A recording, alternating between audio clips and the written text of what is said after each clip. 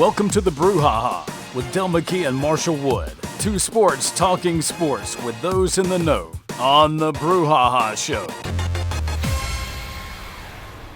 Welcome to the Brouhaha, coming at you from the studio at WABO 105.5 on your radio dial. I said radio Dale. How you like that, Dale?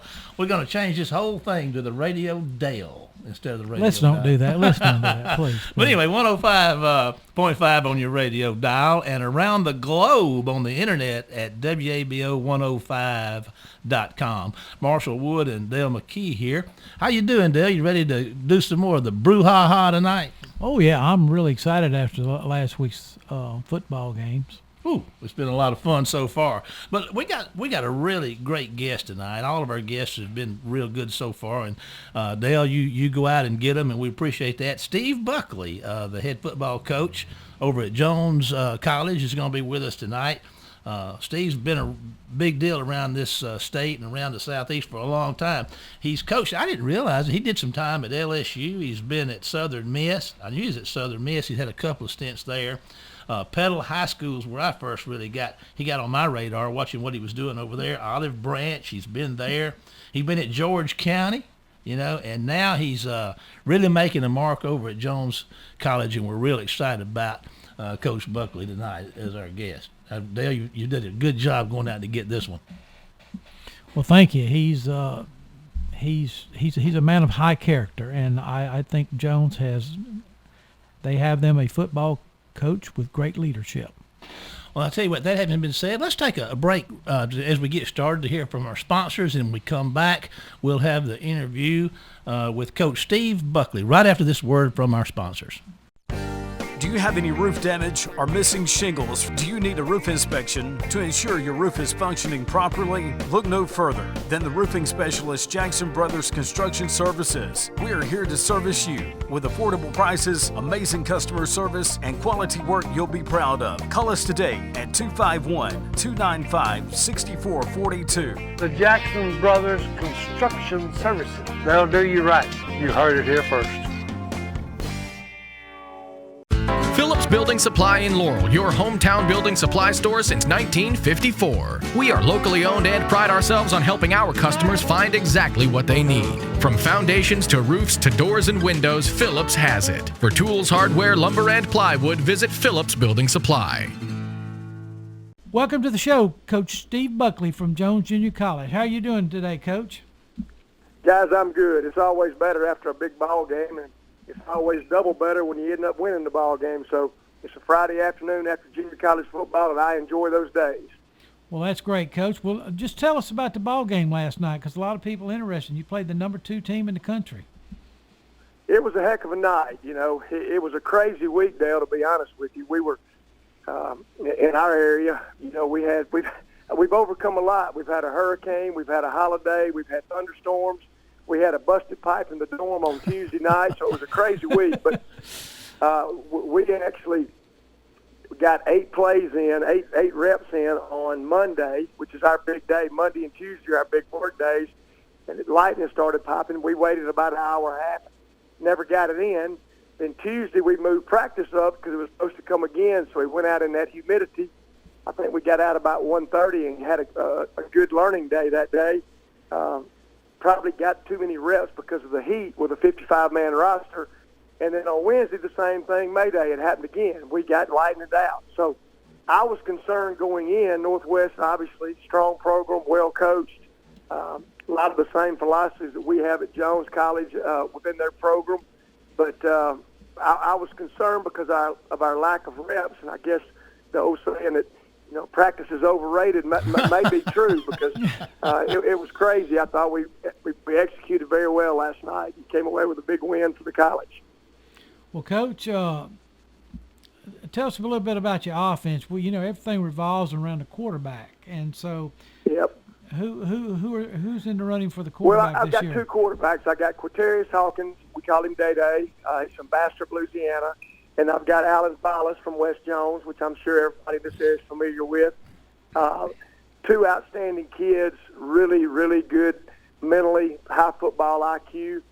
Day-Day has been in our program. This is the 3rd year. He sat the first year and played backup, and I have a philosophy. I play everybody on my roster, and even quarterbacks.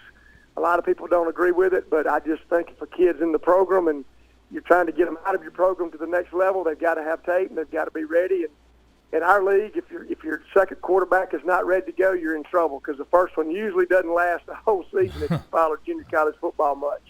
But Alan and Dede have done a tremendous job.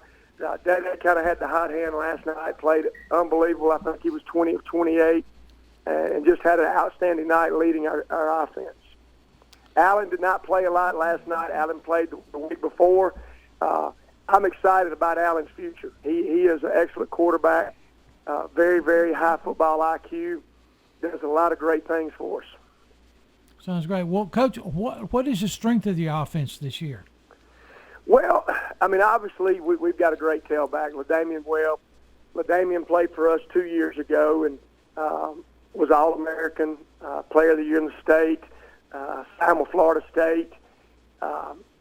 Ended up not being happy there and left, and decided to come back to Jones.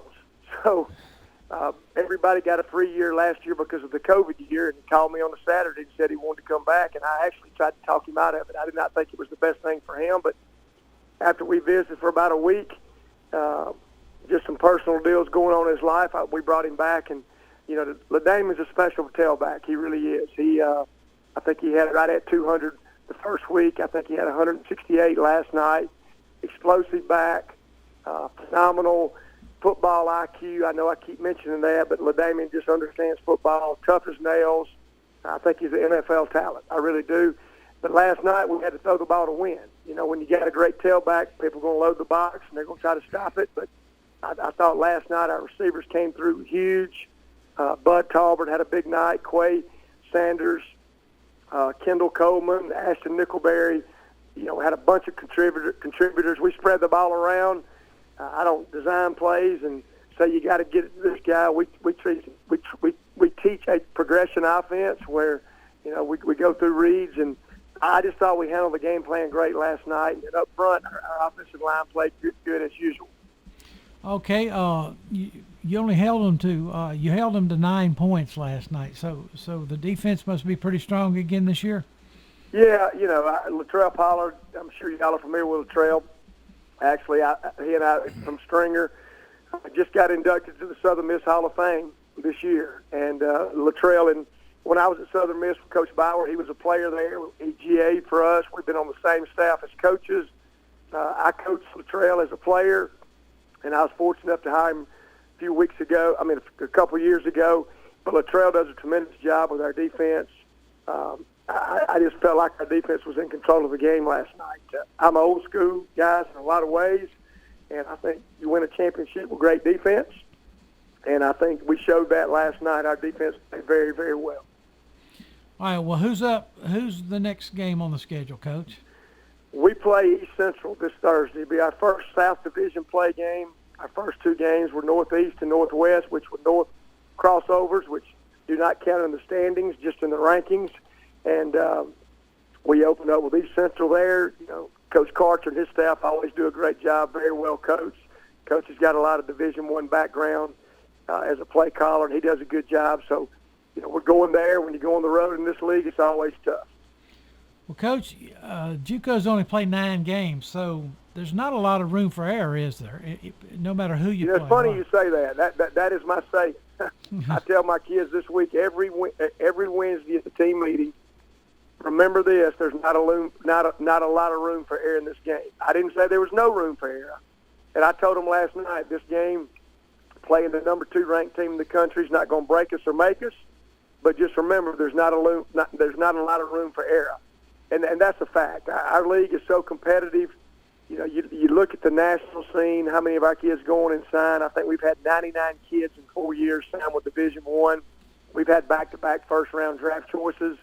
Part of my job that I love the most is on my day off on Saturday when I can turn on the TV and decide who I want to watch play, because it comes down to where my kids are playing, and they're all over the country. I had one at Nebraska last week, starting safety, had 2 picks. But it's just fun to watch. There's not many games that come on that we don't have a kid involved in that program. That is phenomenal, Coach. Coach, you talk about looking around the country, you know, and I want you just to, Mississippi is really strong with I'm calling junior college football. It's not like that everywhere, is it? Are you talking junior college? Yes, sir. No, it's not. And nothing against anybody else. Kansas does a great job. Texas does a great job. The North does a great job. But, you know, when I was a Division I recruiter and coach, I recruited all over the country. I've been to pretty much every junior college in America except California. Yeah. I recruited the Arizona League, the Kansas League, the Texas League. I've been up north. But there's just something about Mississippi football. Yes, sir. And not just at the junior college level. I'm talking about junior high, high school, 1AA, Division I. It's a special place. I've said this. I've recruited the state since 1989. And I say this all the time when I'm talking to people. I think Mississippi is the most over-recruited state in the country, but it's the most under-evaluated state in the country. And I think computers have changed the world of recruiting. Coaches, a lot of times at these D1 schools, look on the list, and they don't do their homework. But, you know, I learned it the hard way from Coach Jeff Bauer, who I have a lot of respect for. You get on those roads, hit the dirt roads, turn over the rocks, turn over the stumps, and you'll find them. They're all over this state. And, you know, there's a great group of high school coaches in this state that get by with a little bit, to be honest with you. And I'm not ashamed to say that. I'm from Mississippi. And, you know, in this state, we've overcome a lot educationally. And just to see our kids succeed, there are so many developmental kids in our state. And I think what we're finding right now in Division I is everybody wants a player that's ready to play right now, because usually the head coach is trying to get the next job out of town, to be honest with you. Right, that's sad but true. The days of redshirt and developing are few and far between, but when you find a coach that will go in and build a program, that's how you build a program. You get kids that you project, you trust your evaluation, and you watch them develop. That's the fun part of coaching to me. Yes, sir. Yes, sir. Well, now that you've answered that, what about what are your biggest challenges being a JUCO coach? What is challenging? Yeah, what is your biggest challenge at What the is the JUCO? biggest challenge? Yeah, at the JUCO You know, level. I think this. I never wanted to be a JUCO coach. I really did not. I love Division I. I loved high school too. But when I met with the board here and Dr. Smith and they offered me the job, you know, I try to emulate some things that we did in Division I. And I tell recruits this all the time. We want to run this thing just like a Division I program, so when you get there, you know what to do. I think the biggest challenge is probably the quick turnaround. You got kids for 18 months. We've graduated 126 out of 132 kids we brought into this program Phenomenal. in 3 semesters. And to do that, that's a quick turnaround. And you take kids that need developing, and we're on juice trying to get them developed quickly. We're fortunate, Jones. I've got a strength coach. I've got an academic coordinator. Dr. Smith has given me the freedom to hire those 2 positions, which make a total difference in the development of our kids academically and athletically. But I think the toughest thing is when you finally see the light in them, it's time for them to move on to the next level. That's the hardest thing for me. I got you. Well, listen, what is getting back on the JUCO league as a whole in Mississippi? It seems like that we have the strongest teams always are the strongest teams, just kind of like in the college rankings. If you go back 50 years, Yep. you still see the names Alabama, Michigan, Notre Dame, and all these people in the top 10. You know, it seems like every year it's the same ones. In the JUCO league, it's kind of like that. Is this probably You know, it always is, going? and let's give East Mississippi credit where it's due. I mean, they went in and you know, I'm not Last Chance U. I don't want to be associated with Last Chance U as far as that name, because I don't believe this is Last Chance U. We're a developmental program. Mm-hmm. But I think if you look at what they've done, they set the bar with consistency, to be honest with you. You know, even before I became a head junior college coach, Buddy and his staff have done a tremendous job setting the bar. But there is a lot of parity right now. And I think the presidents and the ADs have done a great job trying to come up with a formula to create parity, whether it's in-district recruiting, calendars where you can't go out certain times, whether it's giving certain teams more out-of-state players. And I think what you're seeing right now is more parity in the league than ever before. Just look at some scores last night, and I'm not going to get into who, what, when, and where, but, there's some teams that you may not expected to win the first week, and they won and didn't, and vice versa. But this league, you can get a quick fix if you want to, and that's by recruiting and getting a few good players. I chose a different route. I chose the route I wanted to build a program, and that was my sell to the committee when I took the job here. I want to build a program that's got a blueprint, that's got a footprint in it that you can consistently line up and do the same thing each year. Obviously, you got to tweak some things, but developing kids academically, athletically, and socially is what we try to do at Jones College.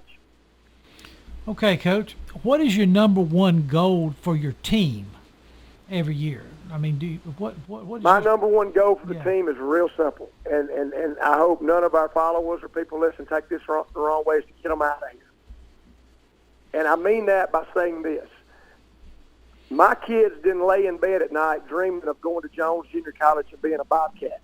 They dreamed of going to Alabama, Ole Miss, Southern Miss, Mississippi State, LSU, Notre Dame. I like every kid, like I did when I was a kid. And I share this with the recruits and families. I didn't lay in bed at night dreaming of being the head coach at Jones College. But it is what it is. And our kids are here for a reason, and they're not coming here to hang out for 2-3 years. They're coming here to get out of here. Every kid that we sign has a dream of playing at the next level. So my number one goal for kids is to get them graduated and get them to sign with a 4-year school. My second goal is to win a national championship, and that will come. I don't know when, not concerned about it. I think we do it the right way. We've been close a couple times in the last 4 years, but that's coming one day too. Okay, Coach. You touched on recruiting just a little bit, about what the presidents and the ADs were doing. But how do you define your recruiting area yourself? Well, here's what we do. We've got 21 in-district schools, and we start there. We're going to always go to our 8 counties that outline Jones County, including Jones County, and we start there. And my philosophy is this. If we do not see Division I potential in a kid, we usually don't recruit him. And can a kid play if he doesn't have Division I potential? Absolutely he can. But that's our basis. And we're playing against Division I caliber players every week, and I've always said this: if you go win the Kentucky Derby, you better better have a thoroughbred, not a donkey. And our district we have great schools in our district. I mean, you look at the surrounding areas, and we've had a lot of success recruiting kids in our area. But the main thing that we look for, do we see, my staff has Division I background, do we see Division I potential in a kid? And if we do, we take them. The other thing we do is we trust our own evaluations. A lot of people get caught up, well, I got an offer from this school, so I'm going to offer them. We don't do that. I don't care if a kid has no offers or every offer. And that's just a philosophy I've always had. But we start off on the 21 in-district schools, and then we go up throughout the state. I don't go up north a whole lot, but I will if I've got a connection up there. But the state's open, so we recruited it. Out-of-state talent is just usually by word of mouth. We've got a lot of connections in Division I football, and that's where you usually hear about those out-of-state kids, and that's kind of how we run it here. Okay. Well, Coach, just listen, not to get you in a bragging mode, but you have put a lot of people, like you said, in the NFL. Who are some of the players, the people in the area that's listening to this show tonight? Name a few of those players. Well, you talking about as a 4-year coach or as a junior college coach? Hey, any high school, junior college, 4-year. I mean, just some of the names that you. And that's hard. That's a hard question. But just lately, I've had Javon Kinlaw, who's a first-round draft pick for the San Francisco 49ers. He's their starting 3 technique. We had Jonathan Abram, who was a first-round draft choice of the Oakland Raiders, Las Vegas Raiders. The one that I'm probably as proud of as anybody is Scotty Phillips from South Jones. Scotty came to us with no offers, had a great 2-year career here, went to Ole Miss, fought through some injuries at the end of his junior year and senior year, and ended up signing a free agent contract with the Houston Texans and made their roster this year. He's had a great preseason. Talked to Scotty the other day, very excited about him. Travis Reed's been with the Colts. Javion Hamilton, Bay Springs, has been with Green Bay. I was on staff when Brett Favre was the quarterback. I had Tony Smith, the running back from Vicksburg, Mississippi, who was a second-round pick. I think Tony was the first pick of the second round with the Falcons. Pat Surtain, Adelius Thomas. I think in my bio, I've been on staffs with 67 or 68 NFL guys. I think I've had 6 or 7 running backs that have played on Sunday. I've coached running backs most of my career, but, that's not me. It's about the kids. And Sure. To me, it's about recruiting and finding those kids that you see that kind of potential in. Coach, how's the pandemic affected you guys over the last couple of years? Whew. It's been crazy. You never know from one minute to the next. And we try not to talk about it this year. We had to talk about it every day last year because it was fruit basket turnover. You never knew who was there and who wasn't there and who was getting quarantined and who had to do this and who had to do that. But this year's been good. I think we had several cases early in the season or in July when we first came back, but it's settled down for us, and knock on wood, we don't deal with that right now. Our kids understand the protocol. I think I've got 68% of my team fully vaccinated. Did not make them. Didn't get into personal preference there. Just kind of explained to them the situation, and they had to make personal decisions with their family about that. But knock on wood, right now we're good with that. Great. All right, Coach, let me ask you something. If I came to Jones Junior College in the year 2031, would you still be there coaching? 2031, that's 10 years from now. I am fixing to be 58. That's a great question. I think there's a good possibility of that. I love it at Jones. I'm not looking for a job. I told our team yesterday we had a devotion about our chaplain or our FCA guy gave a devotion about chasing things in the world, and I told him at one time in my life I was the youngest coach in the SEC. I was 27 years old, and probably the most miserable time of my life. And the last 4 years have been the happiest time of my life, and I really enjoy coaching these kids and seeing them develop and getting them to the next level. So I can't tell you that. If my health continues to be good, and I have no timetable for retirement. I love what I do. I feel young. I love helping kids and helping them develop and change their lives and get to the next level. And, it's not just about football. And there's a lot of sad cases where kids have come through our program and didn't make it, and for whatever reason, and things didn't work out. But I can go to bed at night knowing that we gave a kid the opportunity to become successful. And I tell the kids all the time that success is not what happens to you in life; it's how you handle what happens to you.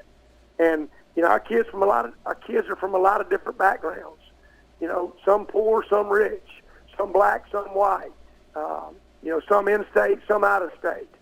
So, but the beauty of what we do is bring a team together from different cultural backgrounds and watching them develop socially, academically, and athletically, and seeing them go on from here and be successful. So that was a long answer. I could see myself going 10 more years, yes, but I'm not going to sit here and say I'm going to. I completely understand. Coach, I want to say something.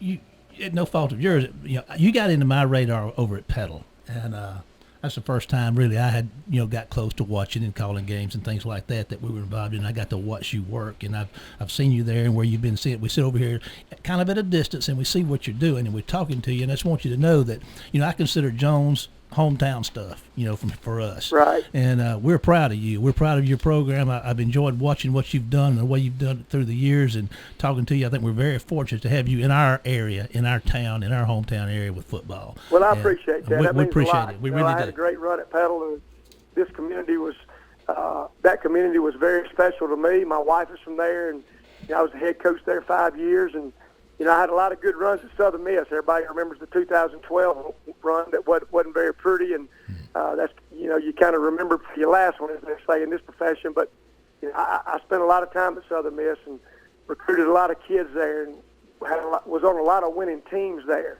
But you know, you look back and as a head coach, I think you got to decide what you want to do. And what I want to do is build a program. And I think a program is something that lasts.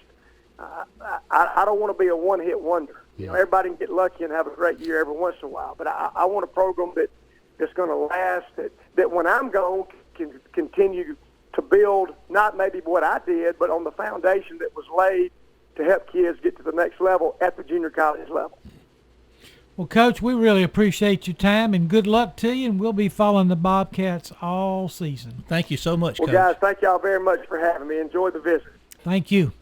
Phillips Building Supply in Laurel, your hometown building supply store since 1954. We are locally owned and pride ourselves on helping our customers find exactly what they need. From foundations to roofs to doors and windows, Phillips has it. For tools, hardware, lumber, and plywood, visit Phillips Building Supply.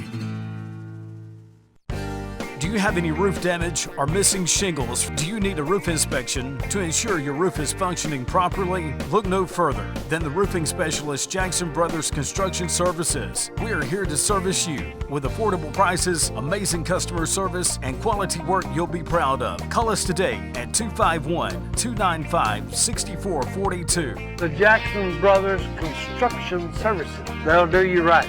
You heard it here first. Welcome back to the Brouhaha. Dale, I tell you what, I really enjoyed the time we had with Coach Buckley. I think we're very fortunate to have him in our area. And what do you think about our little chat with the coach? Well, I liked it. I mean, he explained his recruiting concept. He explained about, the Juco football. Can I ask you something? Sure. Looking back, now I'm not real familiar with this, but looking back through the years, it seems like each one of these colleges, these community colleges, junior colleges, whatever you want to call them, has I think there's 13 of them in Mississippi, and each one of them has a particular area by county, which they had a claim to the players from those areas in the beginning. Is that how that used to work? Yes, you could only recruit for a long time in your area, the 8 schools, and it seemed like the coastal schools benefited from that a great bit, because a lot of their schools were the larger old Big 8 schools. Like Gulf Coast had, say Pascagoula, Gulfport, Biloxi, and those places, where Jones only had maybe one large school at the time, and that was Laurel High School. And so it's and then over time it revolved, depending on what your win-loss record is. You could get some out-of-state players. If you finish last, you might get 6, and it went down like that. And now it's just free agency everywhere. Just go where you want to go. Just a free for all. Oh, Dale, we've been doing some work with you. And I appreciate your willingness to offer yourself as a subject to this psychological evaluations. Now, I make no claims as to being certified in any way. And you don't need to be. Well, that's a good thing. I've been certified in a few areas, but there's no certifications that you'd want. I can assure you that. But anyway, we've been doing the word association test, and that's a psychological evaluation tool used by folks, psychiatrists, I suppose. But anyway, we've been doing that with you. And we've done this twice. We've done 2 weeks, and I think we've made a couple of discoveries. And looking back at your time, at your responses, what do you think? How do you think you've done? What have you learned? Have you learned anything about yourself through this endeavor? Well, I learned that you ask difficult questions. The first week you ask about the different players from different schools. When you ask, like Southern Miss, who did you identify with them? I think your age has a lot to do with that, how you identify with a school. And, some people would, Charlie Connolly, Jake Gibbs, Archie Manning, Eli Manning, or Chad Kelly at Ole Miss. It just depends on what age group you're in. But I think I've done quite well. Last week, I kind of got out of it. I got you off the subject, and you didn't even know it. Well, here we go. A couple of observations here. One thing I've learned is that you're hard to pin down. You really are. You're hard to pin down. You're very elusive. you know, and I respect that, Dale. You dodge you dance around the topic sometimes, and that's not a bad thing. You usually fill it with some interesting tidbits. There's a lot in that. You know, what have you been writing? What, 25, 30, 40 years you've been writing sports? Long time. Long time. So there's a lot of information floating around there. And another thing I've learned is that, you know, you don't follow instructions very well. You like to make your own rules now. And this is, that's not a bad thing, because sometimes you got to make your own way. But, you know, a one-word answer sometimes is kind of hard to give, is it not?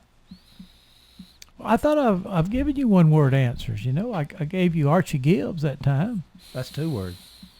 No, you told me to identify a person. Oh, okay. Do you not remember what you're asking? I don't remember what time I got up this morning, so you know, I don't remember anything. But I do know that. Have you got anything you'd like to ask me? Ask you.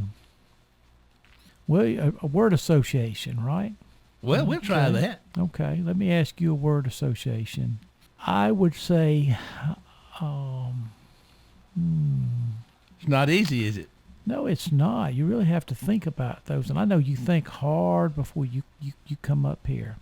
So I'm going to give you a difficult one. Cincinnati Bengals. Joe Burrows. Very good. Very good. I would have You said, know, I would have said, you know, Paul Brown, but, you know. You know, while we're talking about, well, see, that's an age thing. See, It is, it you know, is. you're old. Yeah. You know, I'm true. not. That's true. You just look old. But go ahead. Well, I've never been accused of acting my age. That's one thing for sure. You know, the Joe Burrows thing, it comes to my mind. It represents so much to me. And I think of Joe and I think about this transfer portal. And how I've been against the transfer portal, but if it wasn't for the transfer portal, we probably would have never heard of Joe Burrows. And he wound up being a number 1 draft pick and the Heisman Trophy winner. So anyway, that's what I go with the Bengals. That was a very, very good answer. Well, I appreciate that, Dale. I'll tell you what, I got a question for you. How much time we got left? We don't have long. Oh, my goodness. Well, listen, that's going to we don't have long. Matter of fact, we are out of time. That does it for tonight. Dale and I will be back with you next week for more of the Brouhaha right here on 105.5 FM on your radio Dale, and around the globe at WABO105.com. Get us out of here, Jamie. You've been listening to the Brouhaha with Dale McKee and Marshall Wood. Heard Tuesday evening, 6 p.m. on WABO. For more of the Brouhaha, follow us during the week on Facebook and WABO.